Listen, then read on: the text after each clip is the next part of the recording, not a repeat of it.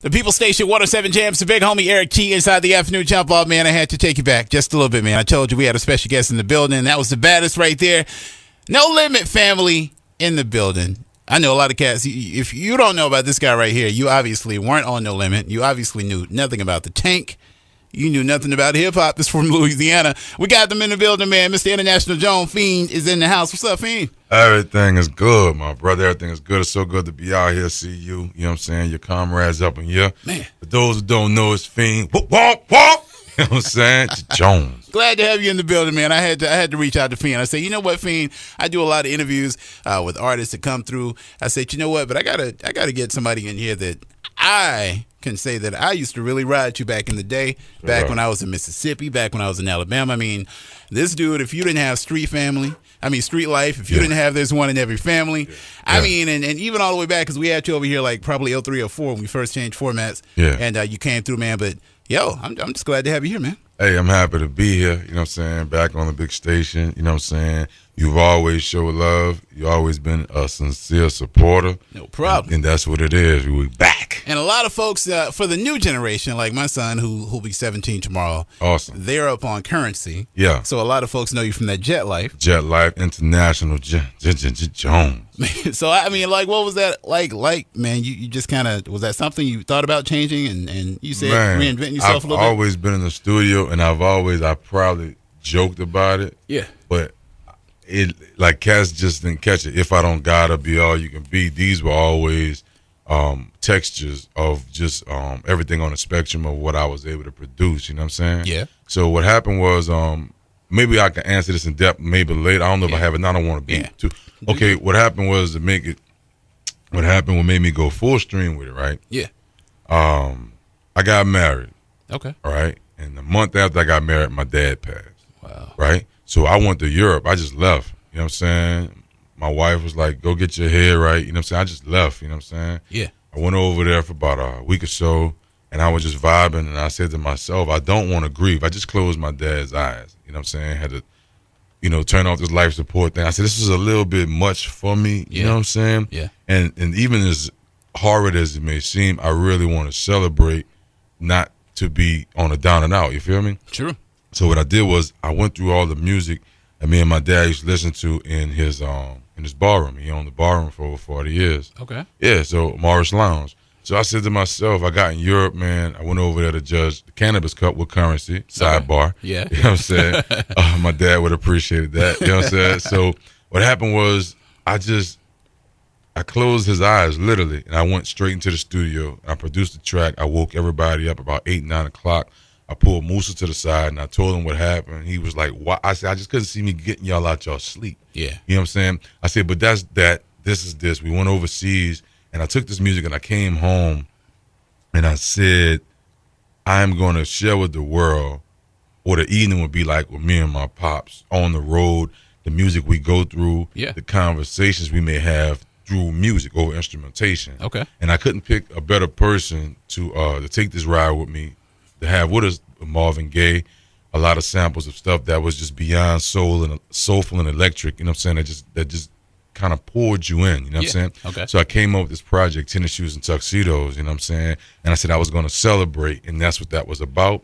And that was definitely the birth of how it should have been, International Jones. Yeah. And when I tell you I rapped my heart out, you know what I'm saying, so effortlessly, you know what I'm saying, it just came to be the right the marriage of business between Fiend Digital, Jet Life, you know what I'm saying? Yeah, yeah. And man, I'm happy it did, because I have these new fans right now that know me from OG to Jaw for Currency's projects, you know what I'm saying? Little brother didn't mind sharing his fan base with me. No problem. Musa didn't mind having me on tour. I'm still in business with them. Yeah, yeah. It's just that I do know in business after a while that you have to separate yourself so you can have your own fan base. Sure. Other than that, you just would be the extra guy. Yeah, yeah. And I didn't want to restrict or put a ceiling on, my talent. Yeah. And our friendships.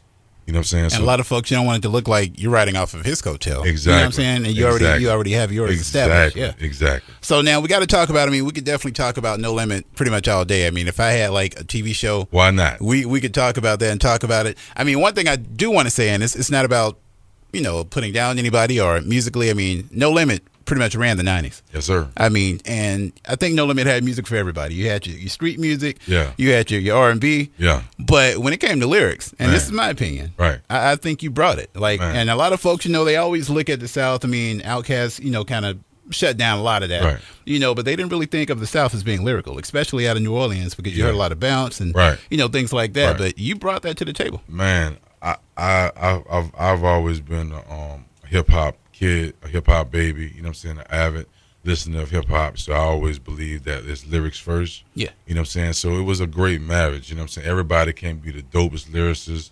Everybody, you know what I'm saying? Everybody can't be the dopest chorus writer. Everybody can't be the dopest producer. But when you put yourselves together, you'll get a machine, that works. Yeah. And will complement each other. You know what I'm saying? So that was the purpose of me being at No Limit University. You know what I'm saying? What I call it, to be able to go get my master's of the music business, you know what I'm saying? And being able to capitalize it, 19 years later. Yeah. So, I mean, like, is that something you were able to kind of tell Currency or even some of the other newer artists that you're working with or that you've worked around? What kind of advice do you give them? My best advice is to just lead by example. What I get now, cats, you got a few years on them, they don't want to hear their mom and dad telling them nothing. Yeah. So, they don't want their heroes to preach to them neither. So the best thing you can do is lead by example. You know what I'm saying? You want them to stop doing this or do that, lead by example. You know what I'm saying? If they think it's cool enough how you bringing that's your wave, they're going to pick up on it. You know what I'm saying? And they want to be respected as adults, young adults as well. You know what I mean? Yeah. So I feel like I'm one artist that bridged the gap.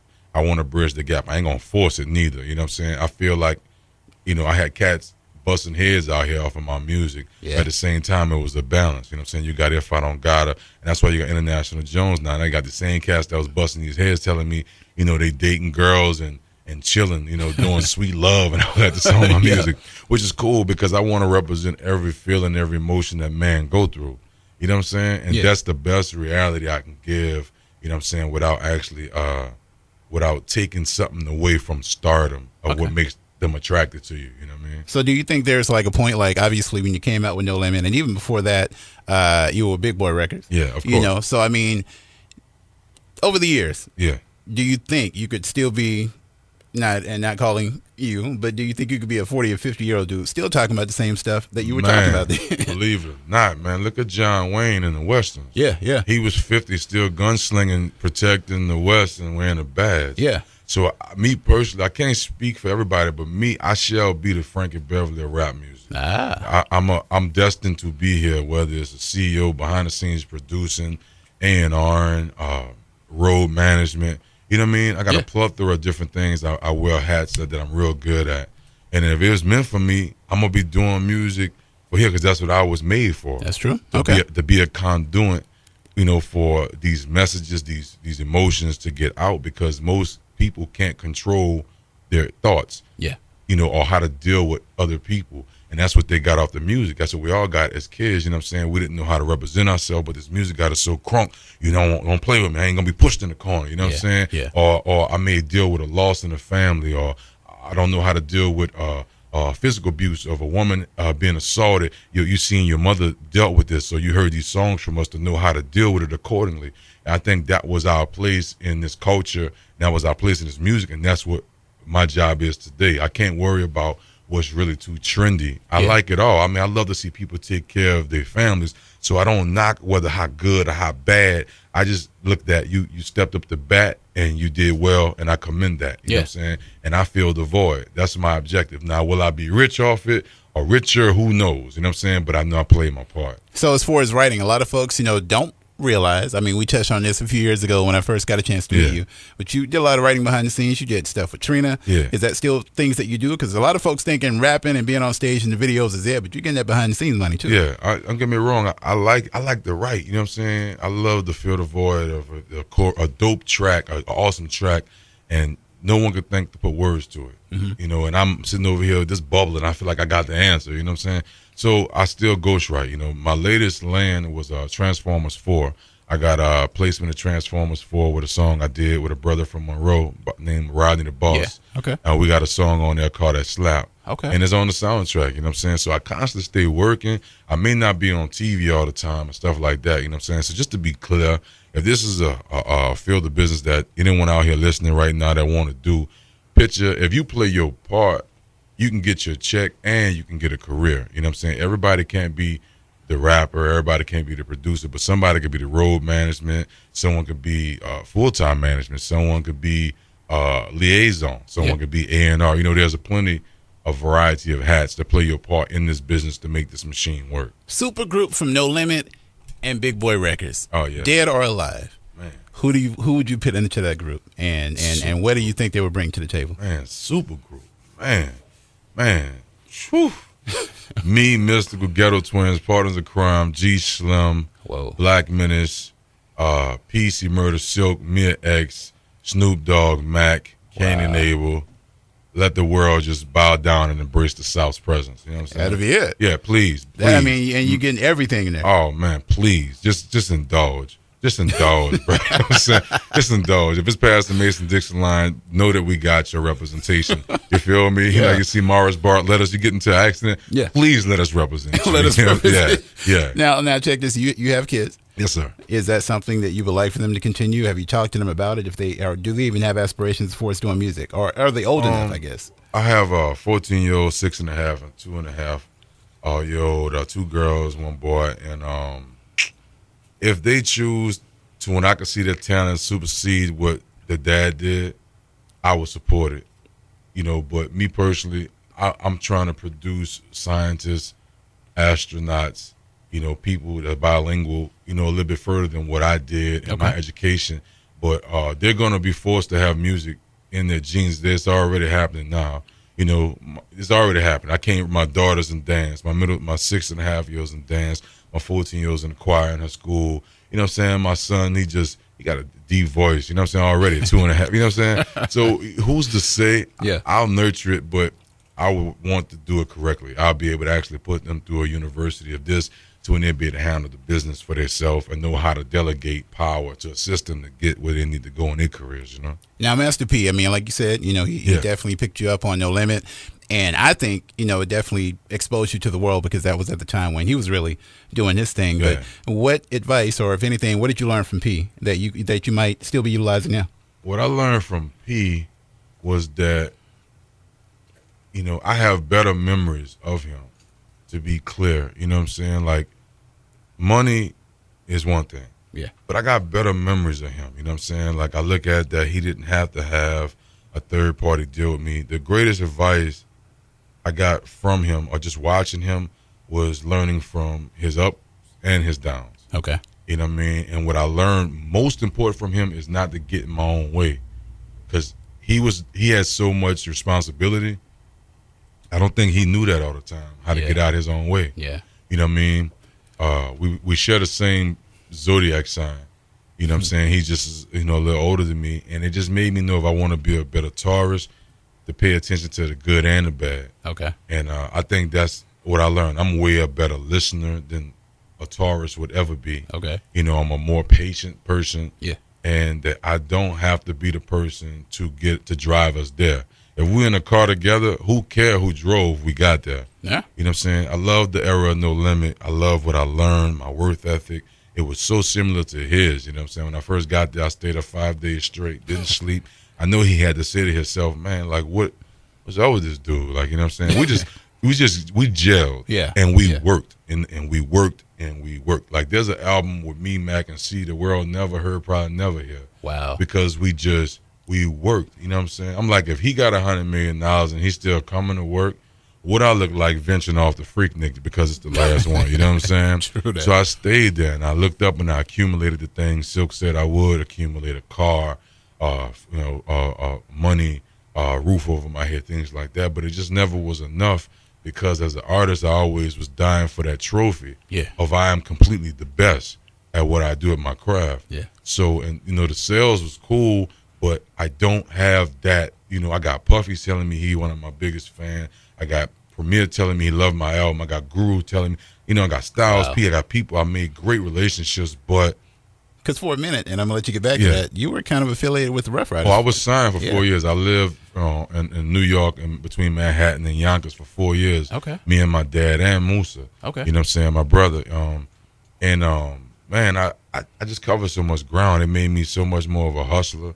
To when just couldn't be stopped. You know what I'm saying? Somebody telling me no, I was like, what you said, on backwards? You know what I'm saying? I couldn't fathom what I couldn't do. Yeah. You know what I mean? Yeah. And I'm grateful. I was signed to Rough Ride for 4 years. And Yeah. I would have loved to give them that album, but we came to a little situation that one of the main CEOs had gotten into a very bad accident. Okay. And it was a family-driven label. So one person being down shut us all down until the recovery of this brother. You know what I'm saying? Okay. Yeah. So that's why you never got an album from me, but you would have. And then they allowed me, as being signed to them, Yeah. to put out independent projects and make money without asking me for a quarter. Really? Yes. Can an artist be signed to another artist's label today? You know, I mean, like, you know, a lot of times the artists still want to be big. They Right, might sign right. other talent. That artist may get bigger than them. Do ego still play a part? Do you think that's even possible? The only representation I see of that, I really thought Lights would dim. Okay. to situations like that. But I must salute and with my utmost respect to Maybach Music Group, to Okay. Rick Ross, Meek Mill, Wale, Styley.